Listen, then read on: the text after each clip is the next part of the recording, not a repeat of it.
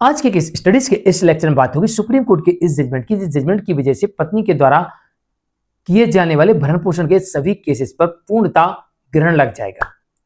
एक भी केस में पत्नी को भरण पोषण नहीं मिलेगा और साथ ही इस जजमेंट की वजह से पति को डाइवोर्स भी मिलेगा और इस जजमेंट की वजह से पत्नी के द्वारा लगाए गए सारे केसेस खत्म हो जाएंगे।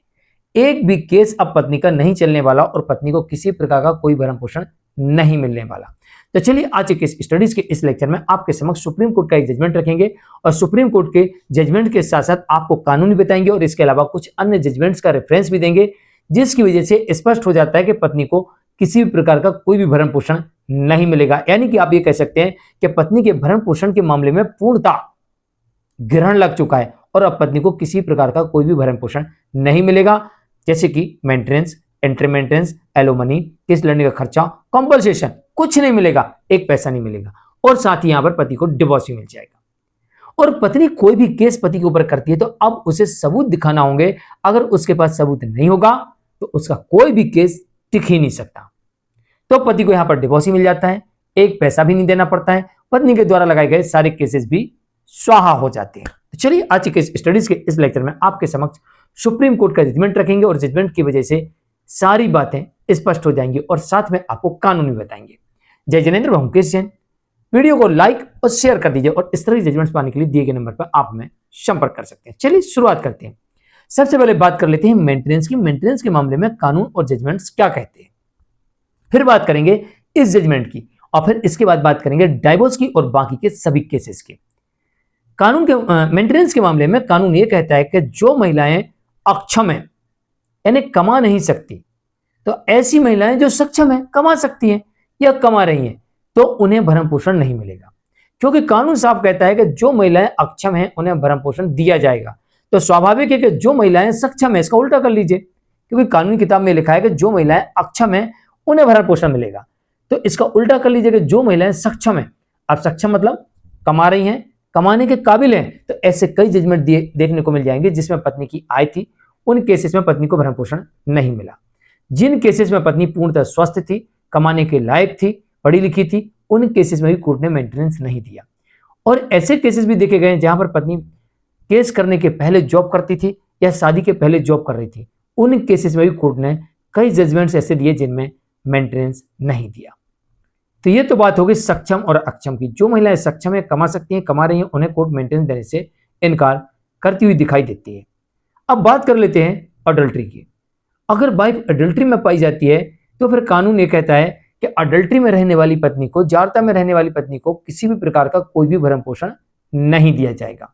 तो एक बात तो ये हो गई कि भाई जारता में रहने वाली पत्नी को मेंटेनेंस किसी प्रकार का नहीं दिया जाएगा, बस पति को ये बात कोर्ट में साबित करना होती है। दूसरी परिस्थिति यहां पर इससे यह भी साबित होता है कि अगर पत्नी अडल्ट्री की स्थिति में है तो फिर यहां पर पति को डिवोर्स ही मिल जाता है। तो ना मेंटेनेंस देना है, ना एलोमनी देना है, ना कॉम्पनसेशन देना है, लिटिगेशन चार्ज देना है, कुछ नहीं देना और डिवोर्स भी साथ में मिल जाता है और बात यहीं खत्म नहीं होती। अगर यह साबित हो जाता है कि पत्नी आपसी सहमति से अलग रह रही है या फिर बिना किसी कारण के अलग रह रही है, तो डाइवोर्स का ग्राउंड भी बनता है और मेंटेनेंस नहीं देने का ग्राउंड भी बनता है। तो मेंटेनेंस भी नहीं देना है और ऊपर से डिवोर्स भी मिल जाता है। और साथ में अगर पत्नी कोई भी पति के ऊपर केस करती है तो अब उसे उसका सबूत दिखाना पड़ेगा कि वो किस आधार पर केस कर रही है, इसका सबूत भी चाहिए। तो चलिए अब चलते हैं सुप्रीम कोर्ट के जजमेंट की तरफ। दरअसल सुप्रीम कोर्ट के जजमेंट में यह स्पष्ट हो गया है कि पत्नी अपने पति के कपड़े खराब कर दिया करती थी, यानी कि पति ने कपड़े धो के रखे तो उनको गंदा कर दो, धुले हुए टंगे हैं तो उनको गंदा कर दो, बढ़िया प्रेस किए हुए कपड़े रखे हैं तो उनको मोड़ मार के रख दो, डस्ट लगा दो, पोंछा मार दो जमीन पे और फिर रख दो। मतलब कुल मिला के पति के कपड़े खराब करना, इससे क्या फायदा होगा पत्नी को? पत्नी को तो इससे कोई फायदा नहीं होगा, लेकिन पति को नुकसान क्या होगा? तो पति को इससे बड़ा नुकसान होगा। क्या नुकसान होगा? अगर पति इन्हीं कपड़ों को पहन के ऑफिस जाता है, मार्केट जाता है, लोगों के बीच में जाता है, लोग कहेंगे अरे ये कैसा आदमी है, गंदे कपड़े पहने, क्या इसके कपड़े नहीं है क्या? दूसरी बात, अगर पति काम से बाहर नहीं जाता है, ऑफिस नहीं जाता है, दुकान नहीं जाता है, तो उसके आय के साधन बंद हो जाएंगे। तीसरी बात, लोगों से नहीं मिलता है, लोगों के बीच में नहीं जाता है, शादियों में, फंक्शन में नहीं जाता है, इससे संबंध खराब हो जाएंगे और सामाजिक छवि खराब होगी। यानी कुल मिला के पत्नी पति के साथ मेंटल क्रूरल्टी कर रही है और उसे परेशान कर रही है, हिरासमेंट कर रही है, ये साबित हो गया। और इस वजह से यहाँ पर पत्नी को भरण पोषण पाने का अधिकार समाप्त हो जाता है, क्योंकि पत्नी यहाँ पर पति के साथ मेंटल क्रूरल्टी का कृत्य कर रही है। दूसरी तरफ पति को यहाँ पर डाइवोर्स लेने का ऑप्शन मिल जाता है। तीसरी तरफ अब पत्नी पति के ऊपर कोई भी केस करती है तो उसका उसे सबूत देना होगा, ये भी रास्ता खुल जाता है। तो इस प्रकार से पत्नी के भरण पोषण पर पूर्णता ग्रहण लग जाता है, और जितनी भी पत्नी केस करेगी अब उसे सबूत देना पड़ेगा, वरना एक नहीं चलेगा, डिसमिस हो जाएगा।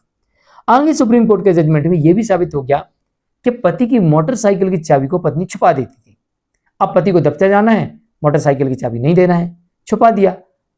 कभी कभी मेन गेट में ताला मार देती थी और चाबी छुपा लेती थी। तो कभी मेन गेट की चाबी छुपाना तो बाहर ना निकल पाए, और कभी मोटरसाइकिल की चाबी छुपा देना।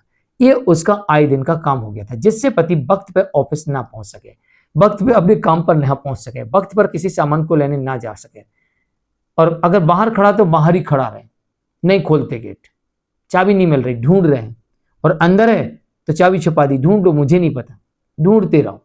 तो कुल मिला के कोर्ट ने माना कि पत्नी पति के साथ में क्रूरल्टी कर रही थी, अभद्रता कर रही थी, उसका अपमान कर रही थी, उसे परेशान कर रही थी, तो ये मेंटल क्रूरल्टी के दायरे माना जाएगा। और ऐसी परिस्थिति में जब पत्नी ही पति को परेशान कर रही है तो ऐसी पत्नी को मेंटेनेंस नहीं दिया जा सकता, ऐसा पति डिवोर्स ले सकता है।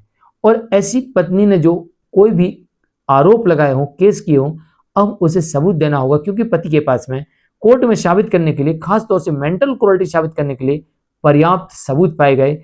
और ये छोटे छोटे सबूत, कई बार लोगों को लगता है कि ऐसे सबूतों को अगर लोगों को बताएंगे लोग क्या कहेंगे, कोर्ट क्या सोचेगी, इस पर क्या आदेश होगा। लेकिन सोचिए जरा, कितने छोटे छोटे सबूतों को कोर्ट में पति ने रखा।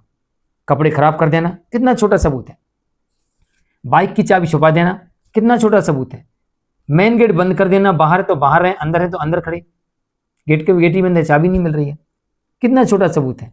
इसके अलावा कपड़े खराब कर देना कितना छोटा सबूत है।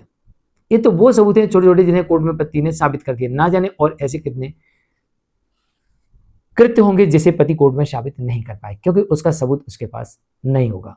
तो ऐसी स्थिति में पत्नी को कोर्ट मानेगी कि पत्नी मेंटल क्रूरल्टी कर रही है। सुप्रीम कोर्ट साफ तौर से इस केस में मान रही है कि पत्नी का एक कृत्य मेंटल क्रूरल्टी है। तो ऐसी स्थिति में मेंटल क्रूरल्टी के आधार पर पत्नी को भरण पोषण देने से इनकार कर सकती है, एलिमनी देने से भी इनकार कर सकती है, केस लड़ने का खर्चा देने से भी इनकार कर सकती है, कंपल्सेशन देने से भी इनकार कर सकती है, और पत्नी के द्वारा लगाए गए सारे केसेस को भी कोर्ट रद्द कर सकती है। तो मेंटेनेंस के साथ साथ अन्य केसेस पर भी बड़ा बुरा प्रभाव इन केसेस में पड़ता है। तो चलिए आज के लिए इतना ही। मैं मुकेश जैन। जजमेंट आया था सुप्रीम कोर्ट की तरफ से, जो था विश्वनाथ सीताराम अग्रवाल वर्सेस सरला विश्वनाथ अग्रवाल के मामले में। आज के लिए इतना ही। मैं मुकेश जैन, नमस्कार।